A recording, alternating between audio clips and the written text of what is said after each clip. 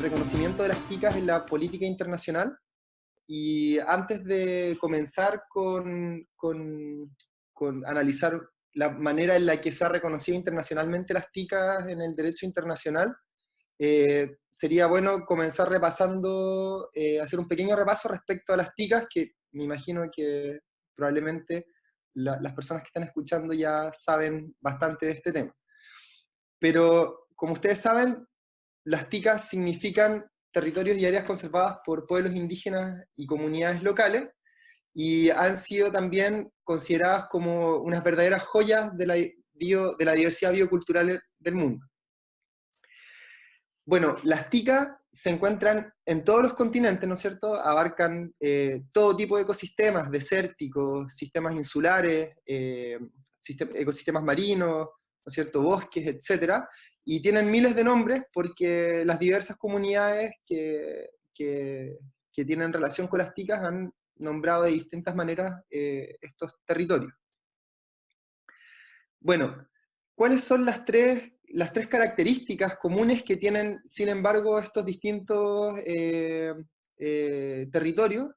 En primer lugar, ¿no es cierto?, la existencia de una comunidad que mantiene una relación estrecha y profunda con su territorio, con un territorio. Esa comunidad tiene la capacidad de facto de iure de tomar o hacer cumplir sus decisiones, lo que se conoce como la gobernanza de las TICAs, y las decisiones y las prácticas de las comunidades se traducen en la conservación de la naturaleza, ¿no es cierto?, lo que incluye uso sostenible y la restauración de ecosistemas. Bueno, ¿cuál es la misión del consorcio TICA? Es fundamentalmente promover el apropiado reconocimiento y el apoyo de los territorios y las áreas conservadas por pueblos indígenas y comunidades locales a nivel nacional, local e internacional.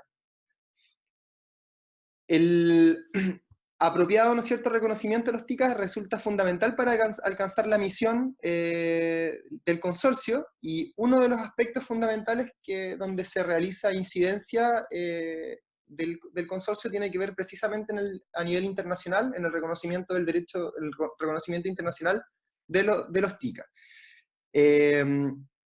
Y por tanto, el objetivo de este webinario es fundamentalmente enfocarnos en analizar el reconocimiento legal de las TICA a nivel internacional, y no nos referiremos, por tanto, al reconocimiento que se ha dado en otros niveles, como el nivel nacional, ¿no es cierto?, leyes nacionales o reglamentaciones o leyes locales o subnacionales. Bueno, antes de comenzar con el análisis del reconocimiento internacional de las TICA, es importante hacerse la pregunta de cómo estamos entendiendo nosotros la ley. Y para esto es importante o es útil recordar tres puntos claves de la manera en que nosotros estamos comprendiendo la ley. Si entendemos la ley como un sistema, ¿no es cierto?, similar a lo que es un ecosistema, nos damos cuenta de que los sistemas legales tienen múltiples capas, ¿no es cierto?, son dinámicos y al mismo tiempo son complejos. Si intentamos visualizar la ley, el sistema legal, como el mapa de una ICA, ¿no es cierto?, podemos ver que en un plano horizontal tenemos que existen distintas regulaciones que se hacen cargo de distintos elementos o partes de una ICA, ¿no es cierto? Por ejemplo, a nivel legal tenemos leyes que se hacen cargo de la regulación forestal, leyes que se hacen cargo de la regulación de las aguas, ¿no es cierto?, del subsuelo, de la biodiversidad, etc. Tenemos distintas regulaciones. Esto, ¿no es cierto?, estas regulaciones están en un plano horizontal. Sin embargo, los sistemas legales también tienen un plano más bien vertical. Y así, ¿no es cierto?, tenemos leyes a nivel internacional, ¿no es cierto?, leyes a nivel nacional, leyes a nivel local, que se hacen cargo también, o que regulan aspectos que inciden en las ICA. Ahora bien, de esta manera, ¿no es cierto?, si uno mira, observa esto, el mapa del sistema legal es muy parecido a lo que podríamos comprender como el mapa de una ICA, sin embargo, estas distintas regulaciones al mismo tiempo son dinámicas, porque en el fondo van cambiando con el tiempo, son complejas, y al mismo tiempo el hecho de que sean dinámicas y complejas proveen herramientas o abren espacios para ir cambiándolas, modificándolas con el tiempo y hacerse cargo de las nuevas realidades que van apareciendo. ¿Cuál es el principal problema que presentan los sistemas legales positivos, ¿no es cierto? Es que tienden a fragmentar los ecosistemas. Como les señalaba, se hacen cargo, regulan de manera parcial los distintos elementos que van componiendo las TICA, como son, por ejemplo, la regulación forestal, la regulación de los recursos hídricos, etc. Y esta fragmentación impide ver los ecosistemas como un todo, y esto tiene incidencia graves muchas veces en la manera en la que se regulan los elementos que componen las ICA, o generan también desafíos perdón, para hacerse cargo de las ICA.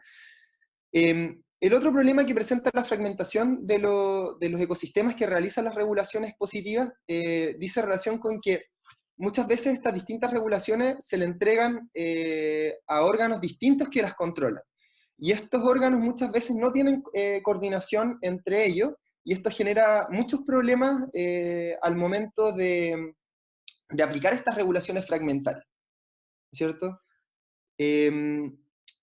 Ahora bien, un tercer aspecto que es importante tener en cuenta es que estas regulaciones fragmentarias colisionan muchas veces o parecen absurdas desde el punto de vista de las cosmovisiones de los pueblos indígenas, ¿no es cierto? Que en general tienden a integrar todos los elementos del ecosistema en un todo, y en cambio las regulaciones positivas lo que tienden a hacer, como señalábamos, es a fragmentar los distintos elementos que componen los ecosistemas. Dicho lo anterior, pasemos a revisar ahora el reconocimiento, ¿no es cierto?, de las TICA en el reconocimiento, o sea, en el derecho internacional, y fundamentalmente nos vamos a concentrar en analizar las TICA en el reconocimiento de la política internacional de conservación y en la Convención de Biodiversidad. Bueno, las TICAs en la política de conservación han tenido reconocimiento fundamentalmente en dos instancias de la UICN, tanto en los congresos el Congreso Mundial de Parques y el Congreso Mundial el Congreso Mundial de Conservación, ¿no es cierto? Y, perdón, no sé por qué no me funciona esto. Ahí está.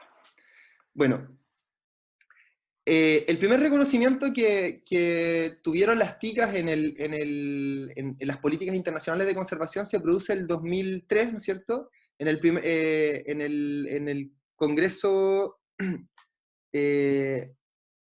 Congreso Mundial de Parques de Durban, ¿no es cierto? Fue la primera vez que se reconocen las TICAs, y desde a partir de ahí en adelante se han venido reconociendo en los distintos congresos mundiales de parques, en los congresos mundiales de conservación de la UICN.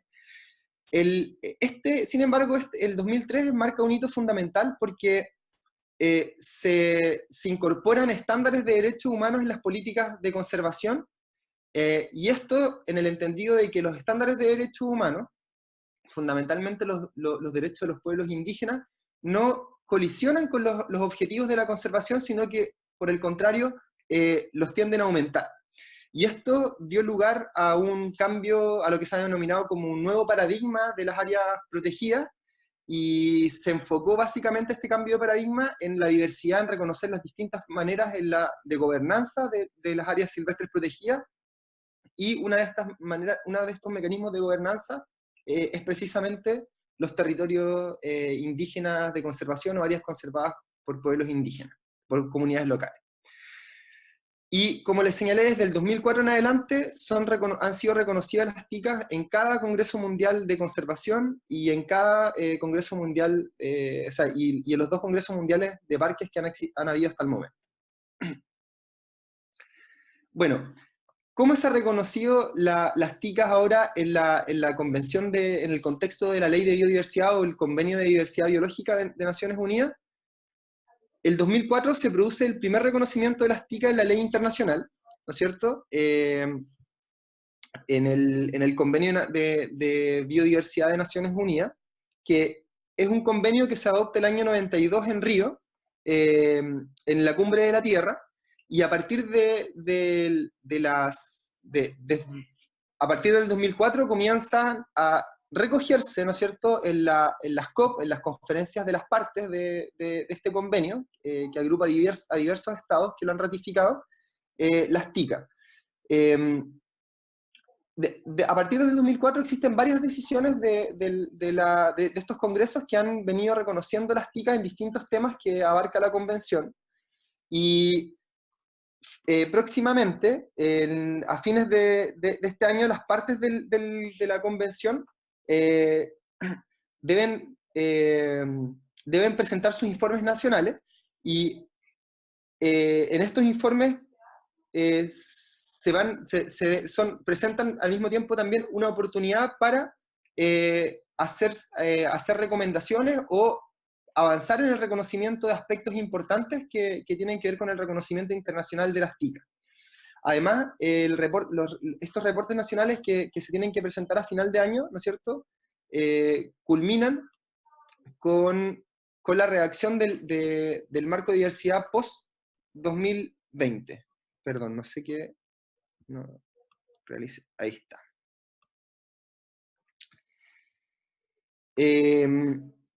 Ahora bien, junto con el reconocimiento de las TICA en el ámbito de la ley de biodiversidad y en el ámbito de las políticas internacionales de conservación, las TICAs también han venido siendo reconocidas a través de los mecanismos de expertos de Naciones Unidas, como son los informes de los relatores especiales de Naciones Unidas, fundamentalmente el relator especial de medio ambiente, ¿no es cierto?, de derechos ambientales, John Knox, y la relatora especial de pueblos indígenas, Victoria Tauro.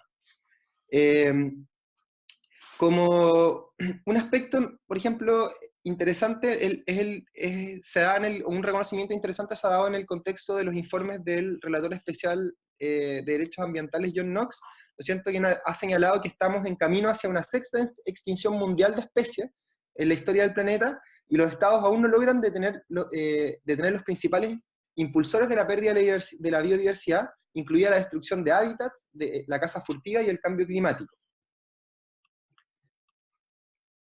Lo que es menos comprendido es que la pérdida de biodiversidad socava una amplia gama de derechos humanos, incluidos los derechos a la vida, a la salud, los alimentos y el agua. Y si bien la pérdida de biodiversidad afecta a todos, los más desfavorecidos son aquellos que tienen una mayor dependencia en la naturaleza para su vida material y cultural. Lo que ha venido sucediendo en materia en los informes de estos relatores especiales, fundamentalmente John Knox, es que se ha venido reconociendo la relación estrecha que existe entre la biodiversidad y los derechos humanos, ¿no es cierto? Y en particular los impactos que tiene la pérdida de la biodiversidad en el ejercicio y disfrute de los derechos humanos, y en este contexto se le ha dado especial importancia, Knox ha dado especial importancia a los derechos de los pueblos indígenas y las comunidades locales o las comunidades tradicionales que mantienen formas de vida estrechamente vinculadas con la conservación de los recursos naturales que se encuentran presentes en sus territorios. Un aspecto interesante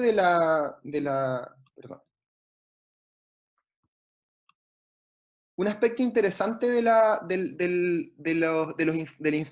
informes de John Knox es que, como les señalaba, John Knox ha hecho la relación entre la diversidad biológica y los derechos humanos, la interdependencia que mantienen el goce y ejercicio de los derechos humanos y la conservación de la biodiversidad, y esto fundamentalmente lo ha hecho recurriendo al concepto de los servicios ecosistémicos que provee, ¿no es cierto?, la naturaleza para los humanos.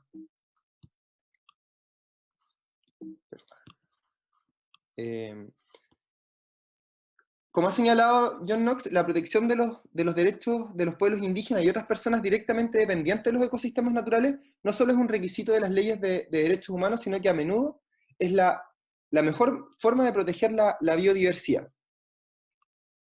Y por tanto, John Knox ha hecho un llamado a reconocer las TICA dentro dentro de las legislaciones nacionales como una manera de conservar la diversidad biológica. En su informe del 2007 sobre los derechos humanos y la diversidad biológica, Knox destaca todas estas interrelaciones de las que les estaba comentando y establece y reconoce, ¿no es cierto?, las TICA como una oportunidad de colaborar, una oportunidad para la conservación de la diversidad biológica. Y reconoce las TICA en dos recomendaciones que son importantes. Uno, recomienda a los estados que se apoyen los esfuerzos de los pueblos indígenas y de las comunidades locales para proteger la biodiversidad, incluso a través de un reconocimiento de las TICA, y recomienda que las empresas al mismo tiempo respeten los derechos humanos en sus acciones relacionadas con la diversidad, incluso al no buscar o explotar concesiones dentro de áreas silvestres protegidas, incluyendo, ¿no es cierto?, las TICA. Por su parte, la relatora especial sobre los derechos de los pueblos indígenas, Victoria Tauli Corpus, también ha reconocido la relación que existe, ¿no es cierto?, entre la conservación de la biodiversidad y el ejercicio de los derechos de los pueblos indígenas. ¿No es cierto?, en su informe del año 2016 sobre los impactos de las medidas de conservación en los derechos de los pueblos indígenas, la relatora especial critica fundamentalmente las consecuencias negativas que han tenido las medidas de conservación impulsadas por los estados en el desplazamiento de los pueblos indígenas y en las restricciones que se han impuesto para el ejercicio de sus derechos culturales, ¿no es cierto?, y territoriales en sus territorios. Al mismo tiempo, la relatora reconoce las TICA, ¿no es cierto?, y hace reconoce las TICA como una manera que podría resultar apropiada para reconocer las formas propias de conservación de los pueblos indígenas, y actualmente está preparando, ¿no es cierto?, un informe sobre criminalización de los pueblos indígenas, en tanto defensores de derechos humanos, y en este contexto, lamentablemente, la relatora especial ha sido víctima, ¿no es cierto?, de la criminalización y ha sido tachada como terrorista. Bueno, existen también, para ir terminando, muchas otras áreas, ¿no es cierto?, de la ley internacional que apoya a los TICA sin referirse explícitamente a ellas, ¿no es cierto? Por ejemplo, y en este caso encontramos la Declaración Universal de Derechos de Pueblos Indígenas de la ONU, una serie de tratados internacionales, fundamentalmente en el sistema de Naciones Unidas, como el Pacto Internacional de Derechos Civiles y Políticos, el Pacto Internacional de Derechos Económicos, Sociales y Culturales, múltiples resoluciones de la Asamblea General de Naciones Unidas sobre defensores de derechos humanos, jurisprudencia de los tribunales regionales de derechos humanos, en particular existe una interesante y amplia jurisprudencia de la Corte Interamericana de Derechos Humanos en materia de conservación, del impacto que han tenido medidas de conservación en los derechos de los pueblos indígenas, ¿no es cierto? Y en la jurisprudencia de la Corte Interamericana se han venido desarrollando estándares de derechos humanos obligatorios que los estados deben observar al momento de implementar medidas de conservación en los territorios de los pueblos indígenas. También los Objetivos de Desarrollo Sostenible de Naciones Unidas, directrices de la FAO sobre tenencia y seguridad alimentaria, negociaciones en curso para una declaración sobre derechos de los campesinos, y otros aspectos como por ejemplo las discusiones actualmente en torno a garantizar derechos ambientales y medidas de protección para los defensores de derechos humanos, ¿no es cierto?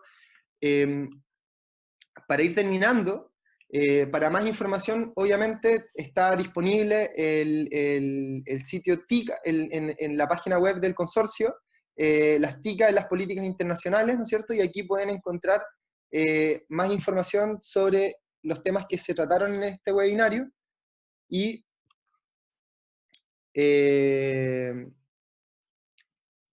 eso. Muchas gracias, y bueno, quedo atento a las preguntas que se hagan. Y también, bueno, está el contacto de Holly Jonas. Ella fue quien es la coordinadora de política internacional del consorcio, fue también quien preparó esta presentación. Muchas gracias. Entonces, antes de empezar las preguntas rápidamente, quisiera llevarles un poco a través del sitio web para justamente explicarles dónde encontrar esta información. Eso es el sitio web del consorcio, que está separado en dos espacios, una parte dedicada especialmente a las chicas como tal, lo voy a poner en español. Aquí están los idiomas, y una parte dedicada a la parte de derecha, en naranja, al consorcio como organización, como un movimiento organización. Entonces, en esta parte verde de la izquierda se puede encontrar la información que acaba de mencionar Felipe. En esta parte, lea y observe. Estamos tratando de dar un montón de, bueno, de lo que conocemos de la literatura sobre las chicas al nivel nacional, local también, al nivel regional y también los chicas en las políticas internacionales. Entonces, hay muchos diferentes ámbitos que mencionó brevemente Felipe justo antes.